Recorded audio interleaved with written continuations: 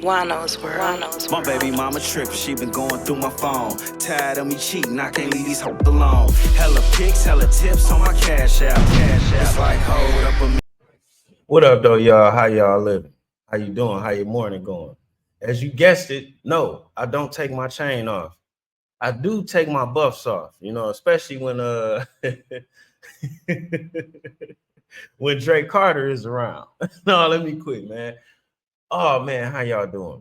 I didn't necessarily seek out to be put in this position. I didn't know I was going to be put in this position, but I didn't even know so many Detroiters was watching my YouTube page. So first of all, let me thank all of y'all. You know what I'm saying? And what I have done to myself, or shall I say for myself, or this channel, has created a place where everything is considered, and I'm as fair as can be. Now, granted, I do have biases here and there. I do have my own moral compass and code, but I'm not going to allow my biases or my moral compass and code to disallow you the opportunity to speak your piece, or to disallow you the opportunity for understanding. I'm never going to do that. So by me being in that position, Detroiters that see things happening on the internet, they send it to me and they like, Juan-O, can you do your 1-2 on this? And typically when I do my 1-2, people able to see where they was right, where they was wrong, and where they can have understanding that, because we don't have to get along to work together, and we don't have to disrespect each other because we disagree. To be honest with you, we don't have to do anything but stay black, win, and die, because you ain't gonna live that long if you out here losing. So those are the only things that we really have to do. So me offering the opportunity to do that, or a different perception that would allow you the opportunity to do so, is kind of imperative. Now with this situation here, Al Nuke, Dogface, it's been some other people catching strays. Shout out G-Rock. I never seen somebody catch so many strays. Shit, shout out Jesse James. You know what I'm saying? Jesse, I'm gonna make a special video for you, man, because you really do. Out of all the my mother called me this morning, and she wants to know how I got mixed up with so many gangster ass granddads. Is what she duh. Anybody know my mom's? My mom's had me kind of young, it's not that big of an age difference between us, and yeah, gangster ass granddads. And of course, she's a little worried, things being said, things being done. Juan-O left the streets alone a long time ago. This YouTube stuff is something I've been building for the past 3 or 4 years. So she saw what I put into it, how much money I spent on it. And she knows I didn't get into this for negativity. If you go down my page, all up until a couple of months ago, most of my videos was either like telling you how to do something that most of us need to figure out, how to go legit, how to buy a house, and just keeping you abreast with things that's going on and trying to offer you a different perception. That way you don't lose on the wheel of life. You know what I'm saying? That way you don't take the bad version of yourself everywhere you go, which is the number one thing I like to share with people. The best version of yourself is going to take care of everything. So all you need to do is be your best self, and that's going to handle everything. And with that being said, let's get into this. Oh, y'all got to ride with me through this whole video. You got to ride with me through this whole video. I'm about to go wash my face, and we're going to give y'all a taste. And this is why I'm up early in the morning with coal in my eyes making a video for you guys. This is Al Nuke in the comments of the interview that me and him did the other day. Tripping. Straight tripping. Him and Dogface going back and forth a little bit. Now, why I can't comment, I'm not exactly sure at this point. I'm not exactly sure, but it's feeling real weird. And at this point, I'm also wondering, did he shut my page down like he threatened to do anybody who he didn't like? Which I felt like is some real malarkey, but how I feel has nothing to do with these matters. So let's get into it. Now, in the middle of Al Nuke's interview, he challenged Dogface to a lie detector. Dogface had already challenged Al Nuke to a fight, in my estimation, Al Nuke is not interested in a boxing match because he smokes and drinks, and Dogface does not. Kind of understandably so, until you get into the point of things that has been done or lines that has been crossed, you know. But I do understand somebody not wanting to fight and saying they don't want to fight. I don't want that to be missed in this. Okay, so if you wasn't under the rock, the number one thing you're wondering is, where did all of this shit get started at? And this is where it all got started at. Al Nuke and Dogface became aware with each other when they both did an interview on the same platform a month apart from each other. Now, obviously, Dogface had already heard of Al Nuke, but Al Nuke hadn't heard of Dogface. And then they both end up in Atlanta. And Al Nuke is managing Zaytoven. Zaytoven's first show after Gucci Mane went to jail was up here in Detroit, put on by Dogface and Billionaire Black. Now, I can't find the flyer from the specific party, and that's why I put the pictures in it. Now, by all accounts, Zaytoven was a cool guy, and these are some other people that came. That's Tyrus J, the chubby dude to the left, and this is Tyrus J again. He got a lot of love in Detroit as a producer. You see that bike he's sitting on? That's Dogface's bike, just to show you what type of camaraderie was going on with these guys. I know what you're thinking while you're drinking, like me in this picture here. And that is, how do we get to this point of friends being enemies, boxing matches, lie detector tests, people exposing each other's addresses, wives, so on and so forth? How do we get from there to here? How do we get here? And I guess I'm going to try to show you where it started at. Well, the first rock in the shoe is after this showcase and everything went good, beautiful party and everything. This guy, Black the Don, who owns his own label, wanted to buy some Zaytoven beats. And why not? So when he goes to buy the Zaytoven beats, what he ends up with, because we all crew, what he ends up with is a beat that ended up on Future CD, so a beat he couldn't use. But what happened to make it better is the guy Tyrus J came through with original beats for Black to use. And that kept it smooth, but it was also the first rock in the shoe. And this is also where Stretch Money and Al Nuke had a slight issue at, because Stretch Money is alleging the same thing, that he, for $2,500 or $3,500, bought some re-rock Zaytoven beats. Now, what he meant by re-rock is not that they were trash beats, but they were unused beats, old beats, or beats that had been used, which I guess it isn't a big deal, or maybe it is. You know, 50 Cent made his whole first album off a lot of Dr. Dre throwaway beats. So that's not a big deal if they were old or throwaway beats, but if they are beats that were being used by someone else, then that is a big deal. So now we get in the ground floor of where conflict or disagreements start. But nonetheless, nobody is necessarily blaming Al Nuke for these things at that time. Then, to Al Nuke's credit as a manager, hell, if your client got beats laying around in hard drives, it's your job to get them out there and sell as many as you can. And this is where Cassius J comes back in, because Black the Don was able to get some good beats, good quality beats for his artists from him. You know what I'm saying? So the project was able to keep going and everything worked out. And this is why Dog gets some respect in Detroit, because of what he did. And that's real shit. Now, the start of the conflict is right here. As you see, Pretty Young Bia. That's one of Dogface artists, you know what I'm saying, that he was putting out, he was promoting. And he decided to put her with Al Nuke's daughter, whose name is Blue, which is where they come out with Pretty Blue. Great girl group. You know, they put a couple of singles out, could have made a great slamming album. They were along the same timeline as these City Girls. Now, pay attention. You kind of can see it, kind of can't see it. You see that Halftime Productions? I want you to pay attention to this, because it was alleged that Dogface ran out of money and had to beg to get the girls put on so he could replace the money that he spent. Now, remember this, Halftime Productions. Hello? What up, Blue?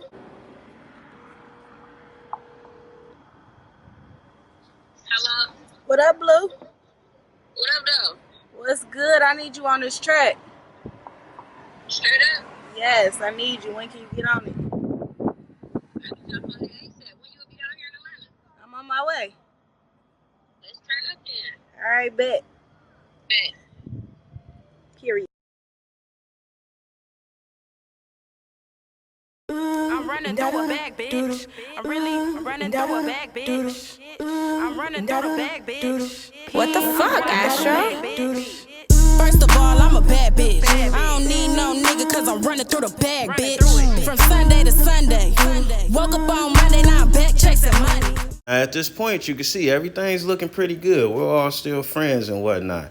And this is when things go bad. Now, one of the girls had a sister who sings. And this is her contract with Dogface, who he took over to Al Nuke and told was a gift. And this is where things get funny, especially in my interview with Al Nuke, because I immediately caught the misconception was the verbiage then being used. By saying the young lady was a gift, I took it as this is something that's already ready for all of us, and we're all going to eat off of it, and all you have to do is your part.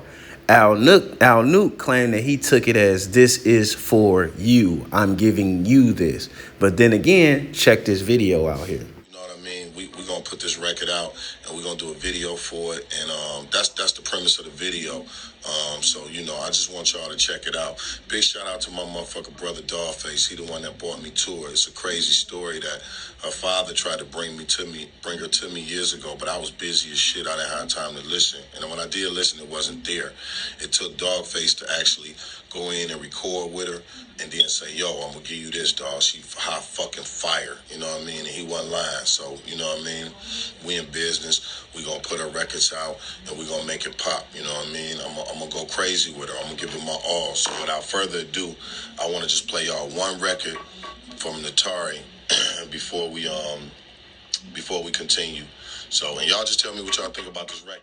Now, the records he's playing is one of the 6 songs that's in this contract that Dogface arranged, A&R'd. He even produced one. And if you read the contract, you see it's an open-ended, non-binding contract. The only thing it gives Dogship ownership over is the 6 songs. Now, at some point, Al Nuke tries to get the young lady out of the contract with Dogface when he claims he becomes aware of the contract. So what ends up happening is Dogface flew down there, finished out the other 4 songs that hadn't been done. Now the contract is complete. Dogface comes back to Detroit and waits on the young lady to get a deal so he can sell his 6 songs or release them. Nothing ever happens. The only 6 songs created on this lady is the 6 songs that Dogface did, which is pretty much a bummer because she was a talent. Damn, I almost left something out. So you wondering who created the 6 songs for this lady? Helluva was a part of it. Dogface produced on it. He A&R'd the whole thing because it was several other producers. Dre Butters produced one of the 6 songs. Now, this is a point of contention because Al Nuke in my interview claimed that he brought around Dre Butters. But I've been on the phone with Dre Butters, and Dogface was the one that brought the young lady to him. And they worked. And then from my understanding, Al Nuke came back to him later with the young lady, but they weren't able to get things going the same way, shall we say. It was alleged that someone ended up owing someone a couple of dollars, but since I can't verify that, we're going to leave that part out of the story. But Dogface went all out. Dogface and Halftime Productions went all out on creating the EP for this young lady, no doubt about it, as well as the group Pretty Blue. Now, I know what some of y'all thinking, well, who is Halftime Productions? Let's just say I talked to the owner of that label, and I'm not going to mention his name in this video, but he is an investor in projects of this kind. He does promote shows. He does have a label, an artist or two, and this is what he does. But being on YouTube or being out in the front or having his name in people's conversation is not something he wants. And out of respect and my own journalistic integrity, I'm going to always respect people's wishes in that department. Method to my madness. This nigga's an imposter. He not from the D, and he need to go back in that stanky-ass, cage-ass, rat shit, gay bullshit that he been in. So I'm just doing my job, okay? This bitch-ass nigga, he done cussed me out on the phone 2 times, and I didn't let him do that. But then he tried to record it. He tried to do those sneak. No. So please, if you watching this YouTube, don't comment. If you watching his pages, don't comment and report all of them. Shut him down. Stop. I know what you're thinking. How did we get here? Juan-O done left some stuff out. Okay, this is 2024. We got to go back to 2019. Check. Did I lose y'all? Is everybody still there? Okay, now dig. Now let's roll on into the rest of the goddamn story. So, Al Nuke and Dogface have had a disagreement over this young lady, Natari, but they not exactly beefing. They just not speaking to each other, which I was admitted to by both of them.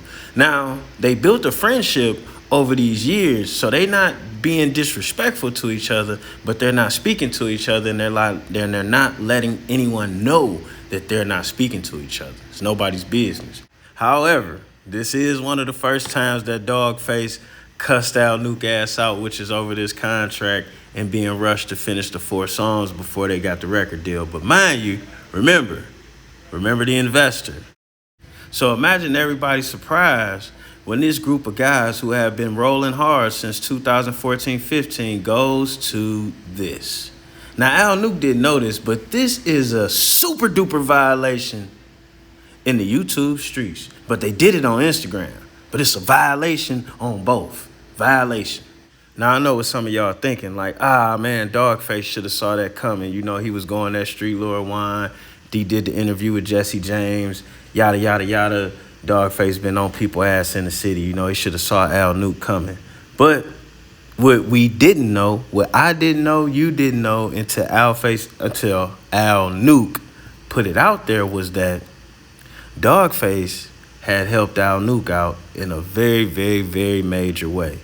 Now, mind you, when Dogface cussed Al Nuke out the first time, because Al Nuke said he cussed him out twice. When he cussed him out the first time, and they quit speaking over the girl group and the one girl singer, Dogface still used his business to have his business partner help Al Nuke with a tax situation.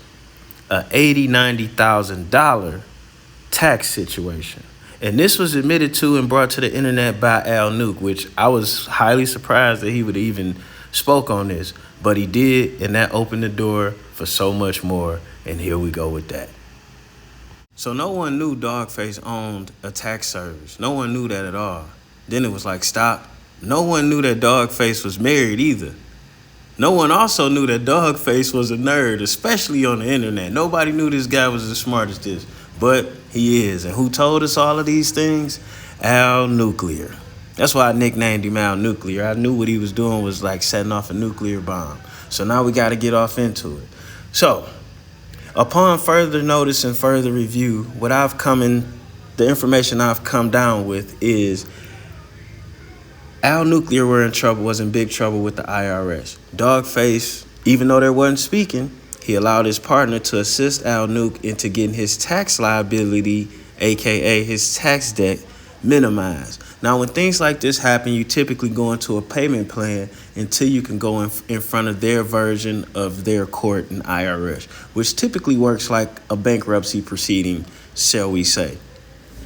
Because make no mistake about it, once you're in this situation, you are in danger of having your assets seized by the IRS. Dogface's partner was able to get Al Nuke's debt down from $80,000-$90,000 to a payment of $200 a month for a year, then a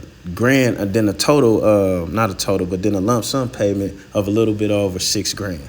Now, typically, this lady is paid 10% of the debt owed for her service, somewhere between 10 and 20%. She didn't charge Al Nuke the full 10%, 10 or 20% that she normally does. She gave him a discount, even though her Dogface and Al Nuke were not speaking. And that was a major lookout. And with that being said, I think that's where Dogface took it personal when Al Nuke jumped into his disagreements with other Detroit gangster granddaddies. That's what my mama called these niggas, gangster granddaddies. They are. I think everyone is a granddad, and everybody is clearly gangster, but we're going to get off into that a little bit later. Now, as I sit back and listen to myself tell this story, I know it's one thing that keeps coming up, which is why now? Because all of this tax trouble, the singing groups, all of that was in 2019, but here we are in 2024. And even though Dogface and Al Nuke were not speaking as much as they usually do, they were tapping in with each other every now and again to congratulate each other on accomplishments that was or were not being made. But this right here, where it comes out to them beefing or them having an all-out issue over the internet, it did hit home a little hard and solid because no one actually saw this coming and or expected this. Nobody didn't even know that they were not speaking. So I know you're wondering, well, why would this happen now? It has been alleged that due to Dogface getting into it with certain people that live in Atlanta, which is where him and Al Nuke are both located at, that maybe Al Nuke picked a side which is on the opposite side of Dogface. In Al Nuke's defense, he's been legit since he's been down in Atlanta, and nobody looks at him in that way. Now in Detroit, whether you're legit or not, if you got information, people will take it. But to Al Nuke's defense, or what he says about it, is in Atlanta, people don't necessarily look at you like that. If you trying to give somebody a dirty information and you've been a legit person, you're an outcast. I can't verify that one, you know, and that's a lot of things within this video. Some things are verifiable and some things are not, and that's one of them things that's not verifiable, but it has been alleged that Al Nuke took a side in that. Now, did Dogface come to the internet to point out Al Nuke did that? No, he did not. He kept it to himself. He kept moving. Now, when it comes down to this situation of them getting into it in the internet, Dogface took a look at some of Al Nuke's tactics, and it was hard for him to believe that Al Nuke did not have anything to do or anything to add into him getting into it with certain people that are located down in Georgia. With that being said, let's get on into this part of the story.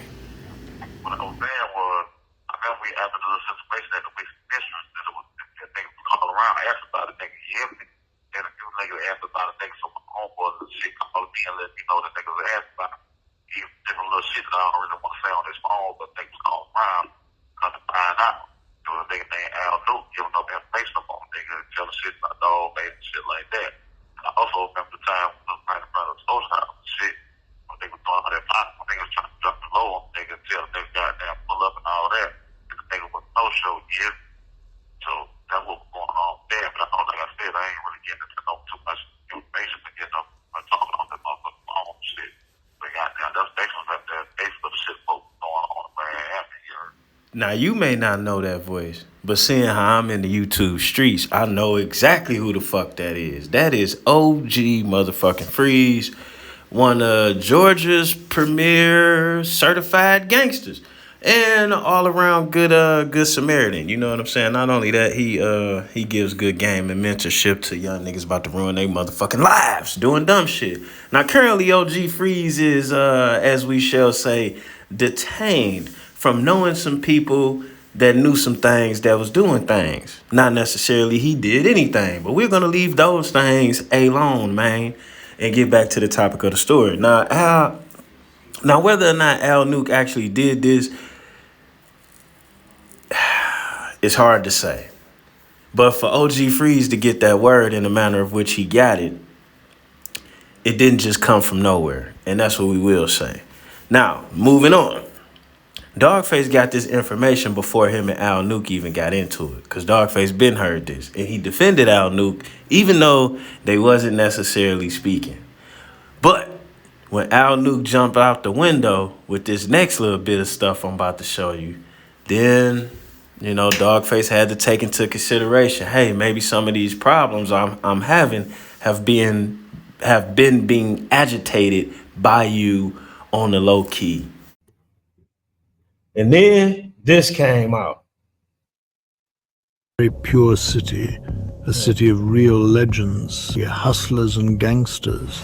But as of lately, we have witnessed a new era of so-called gangster. The gangster who is envy and jealous of his peers, backstab the same people who helped him. And for all you niggas, I need to stick a finger in y'all asses, man, because that shit ain't... This fake gangster Dogface has never been successful outside of drama and disrespecting women, children, men, and real bosses. Who the fuck you think you fucking with? I'm the police! I did not get the memo that I was supposed to be afraid. Is it true Yet social media judge decided to give a bleak of shine. that Blade... Social media put a battery in his back to go at every single legitimate person who helped shape our beautiful city, music and entertainment. I don't lie on my dick, nigga. Why the OG sacrificed and paved a way, this fake gangster was in prison being someone's butt buddy. I don't lie on my dick, nigga. I said the dick pic quick. What the fuck did you just say to me, little motherfucker? I said nigga dick pic quick. Now hold on. This nigga stupid. That person in the passenger seat, that's a real woman. Her name Caprice Classic. You know what I'm saying? I don't know what they putting in the food, but it's a lot of women that got a little something growing down there nowadays. I'll put my finger in whack ass. Oh, I'll put my finger in whack ass. Now, these are not the views of Juan-O's world. We do not support men putting fingers in men's asses. I wouldn't have said that. I don't know why Dogface said that shit, but when I saw this video though. Oh, 3 fingers, 3 fingers, 3 fingers. And now back on the streets. He has become a germ, a rotten germ that need to be stopped. We will be exposing the most ruthless fake. Detroit is known as that defined. Okay, so when I saw this video, I'm like, oh shit, somebody on Dogface ass. And this would, as far as on the YouTube streets go, this is somebody coming down your block with a Tommy gun, in your own words. You know what I'm saying? This was hard. This would have been hard for Dogface to defend because it's like, what do you say to that, right? But where Al Nuke fucked up at is he went further with the let's get his page blocked. Let's report him. Let's get his Instagram taken. And when you get thirsty, man, you sometimes might drown. And that's what I think happened with Al Nuke's plan here. That's why I nicknamed him Al Nuclear, because he dropped too big of a bomb. This right here with a couple of jokes behind it with it, you know. And I don't think Dogface play that way, but in his own words, he said that shit a couple times. Me, Juan-O, I don't talk like that at all. And even when I'm with a woman, I ain't gonna stick my finger in her booty. I put my thumb in there, you know what I'm saying? But that's neither here nor there. Let's get back to the rest of the video. Oh, and for those of y'all that didn't know, that's Dogface as a rapper back in what, 2011, 2012, 2013, and 14. So he was people be a little confused about where he came from. Not only, he put some time in rapping as well. Matter of fact, go to my channel. There's that's the best interview Dogface ever did, telling you where he came from. Not just, I came from Pontiac and moved to Eastside Detroit, but the whole Dogface story. Oh, damn. One thing I left out that was major. Now, remember the girl rap group. One of the young ladies in that rap group was Al Nuke's daughter, the girl Blue. That's Al Nuke's daughter, who happens to be a nice, cool, calm, collective young lady and a little bit gangster. I'm very fond of her. Good rapper. However, her experiences with Dogface was a little bit different from out her own mouth. She thought Dogface was a little bit obnoxious and a little bit of an asshole, even though he was a nice guy. And what turned her off about Dogface is he kept comparing her to the other girl in the group, which, granted, if you listen to their music, Blue is a little bit of a better rapper. And she also said she did a song with Dogface that Dogface put a male rapper on that she ain't too much like. And so they haven't really dealt with each other ever since then.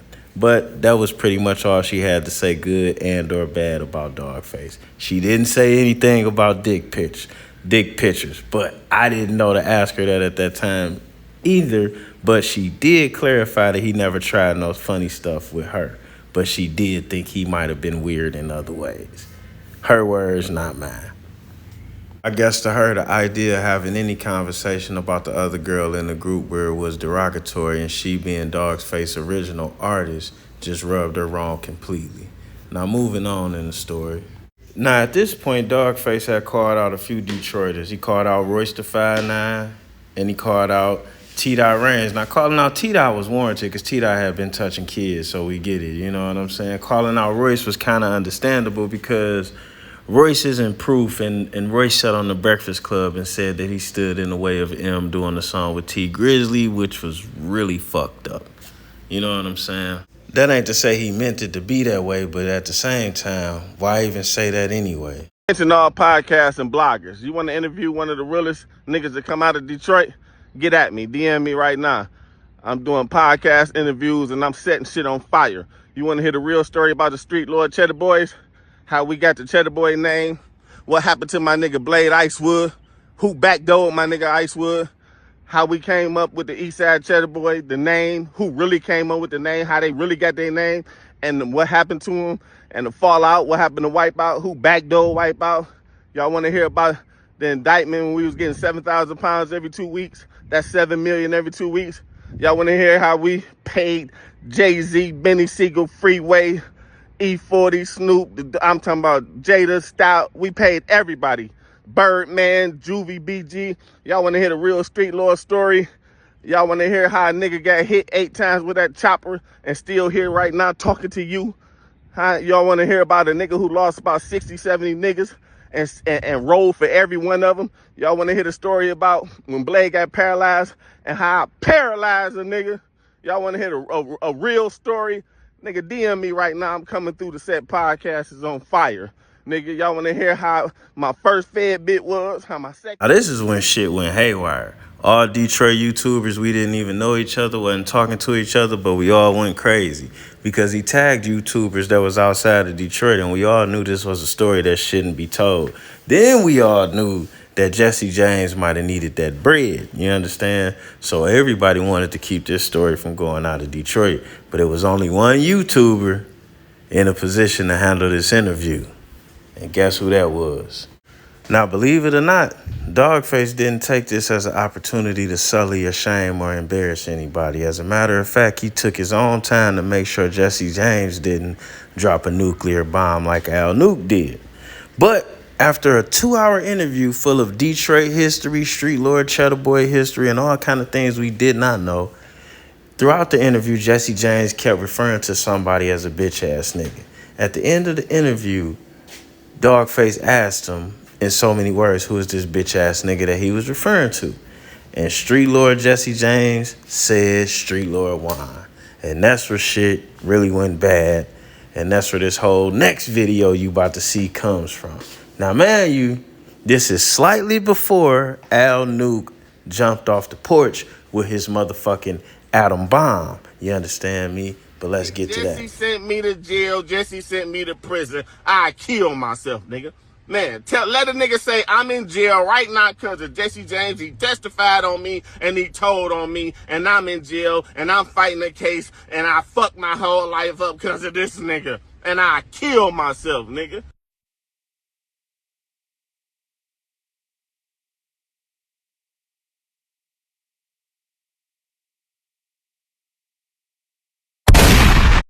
Fuck the rat accusations.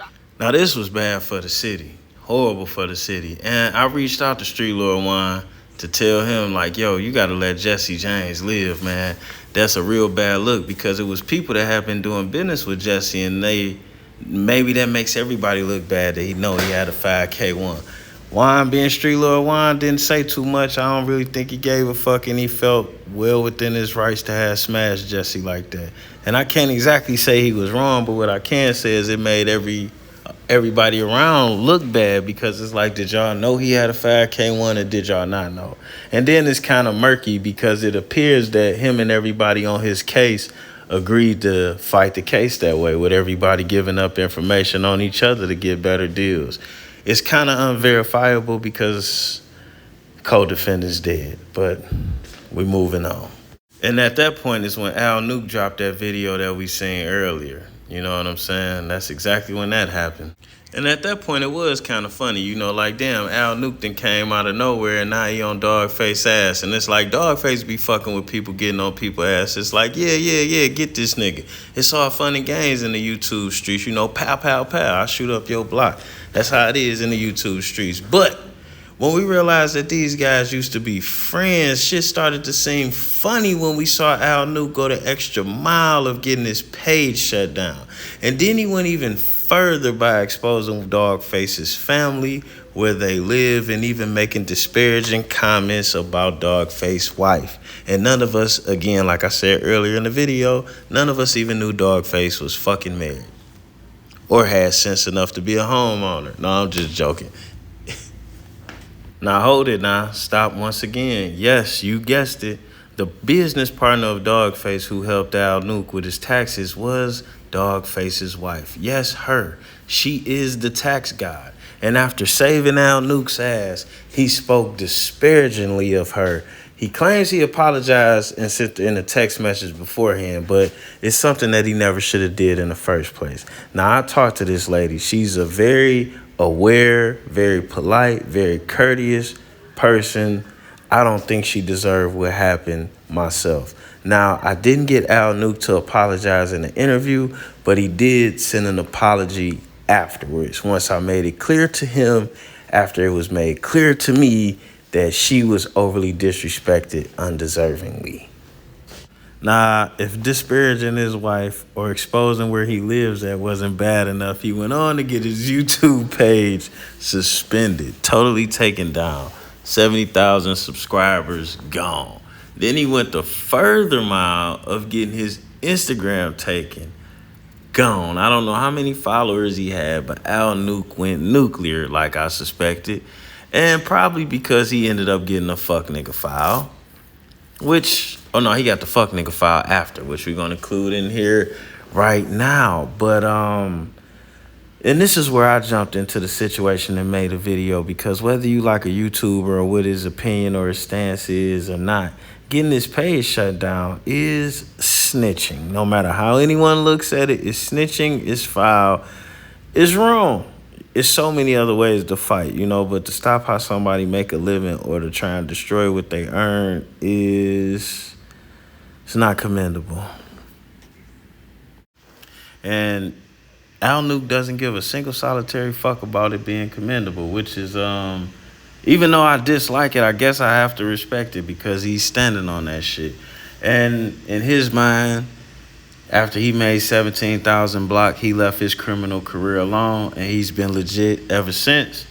And however he wants to attack or destroy somebody under the laws and the art of war and the laws of attraction and the 48 laws of power and all of those philosophical books, he feel like it's justifiable. Now, even though I disagree, I can't tell another man what his moral code of compass should be.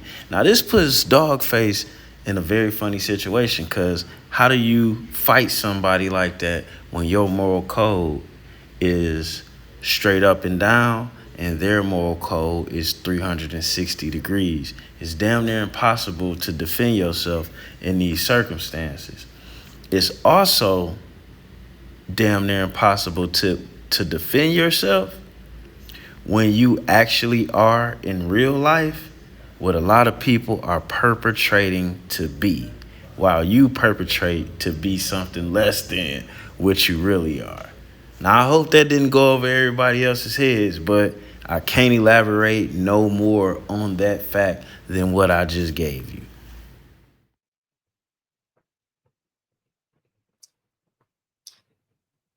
Oh, we live? We live? Oh, how you doing? How you doing?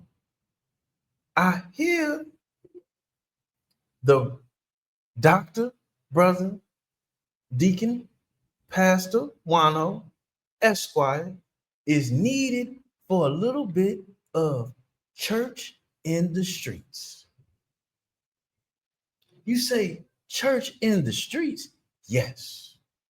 God must be wherever his people are. You must know this, my brother, my sister. Now, from my understanding, the door of destruction has been opened. Now, what I would like to let all of my brothers who feel they are locked in this simulation of war, that once you open the door of destruction, you open the door for yourself to be destroyed. Now, think about that, my brother. When you go out to unnecessarily destroy, understand you can be unnecessarily destroyed yourself. Now, everybody has fallen short of the glory of God. I know because I baptized some of you. I know because I see you in the street. I know because the woman come to me with all of your demons over her when you're done doing what you did. Now, I didn't come in here to call anyone out. I could do like Ganny and whip everyone's ASS, because everyone deserves their ASS whipped. Now, I hear we have a bunch of gangster granddads with gripes. And that ain't right, my brother. Some of these things could be worked out, could they not? Some of these things could be let go, could they not? But we rather hold on like In Vogue. Now, did holding on work for In Vogue? No, it didn't. They had the worst record deal ever. They all ended up broke. The finest sisters to ever be put together with nothing to show for it. Is that not a joke? Is that what you want for yourself? Now, the doctor, brother, deacon, pastor, Juan-O, Esquire, would love to offer my brothers another way. Just because you don't agree does not mean you have to disrespect. Just because you don't get along does not mean the other cannot go on his pathway to the higher power. Now, my brothers, the attacking, the exposing of the family, the propagation of infatuation with the flesh, a sin we've all suffered from, my brother. We've all, brother, deacon, pastor, Juan-O, Esquire, has been tempted by the flesh on many occasions, my brother. So to shame one another about what the flesh does to the rest of the flock is not hot. It's not lit in the streets to discuss what another man does in the sheets. No, no, no, no. But I didn't come to pass judgment. I just came to give my brothers another option. Now you're going to go out and do whatever you want to do, long as you bring back my 10% to the church. But that doesn't mean you can't do better. That doesn't mean better doesn't come with a bigger 10% for the church, because it just may. And the doctor, pastor, brother, deacon, Juan-O would love to see you do better so you can give more so the church can grow. Now, my brothers out there in the streets, that doesn't mean the streets have to be in you. Also, my brothers, if you have achieved certain goals in the depths of hell, even though it may have been an award, that's still a devil's award. And now you're here with the rest of us. You have to work twice as hard to get twice as high as you was in hell. And that's all I'm saying, bro. You don't get to take your ghetto celebrityism into your new positive life, even though your American Express work on both sides of the fence. Think about it. That Jezebel may drug you back to hell because you're not the demon you promised her to be. Now, Psalms 91 ain't going to help you with this, but the doctor, pastor, brother, deacon, Juan-O, Esquire will. Now, let me give you a thrill so you can chill. There is no prosperity. Hear me now. There is no prosperity for you as an individual when you hold on to the debauchery of others. How you gonna be a parent when you wasting time blaming your mother? And that's all I'm saying under these covers. That's all I'm saying.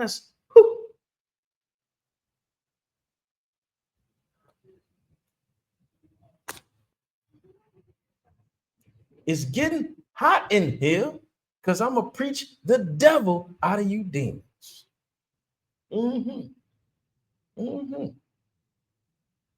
Yes, sir. Yes, sir. Now look at here. Service don't start until 10:30 tomorrow. But God woke me up and said you needed to hear a little bit of the Dr. Deacon, Pastor Brother Juan-O tonight. Now I wish you peace and Pan-Africanism. Peace and Pan-Africanism.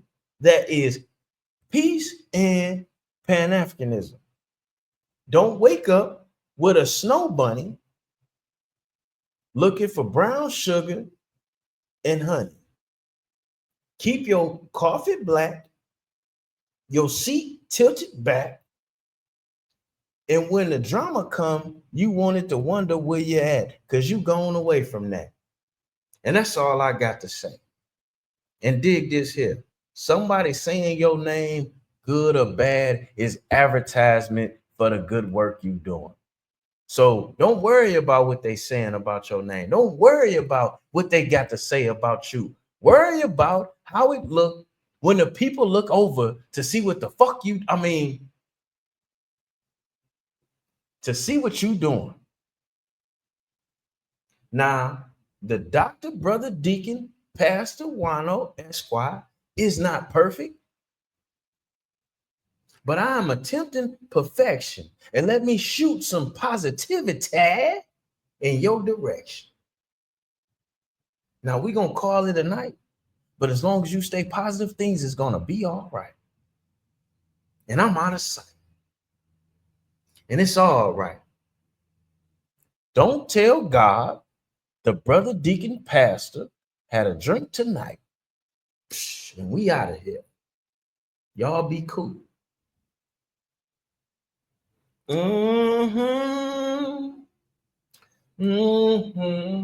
Sister Betty, you gonna let me see them titties tonight? Oh shit.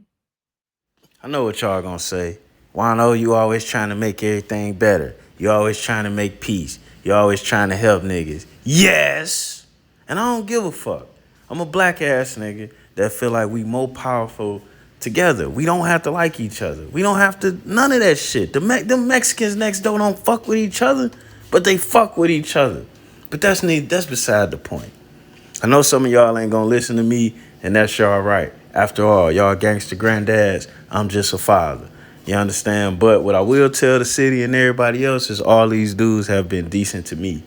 It's hard for me to say anything too bad about any one of them, even though they all done did shit I don't like.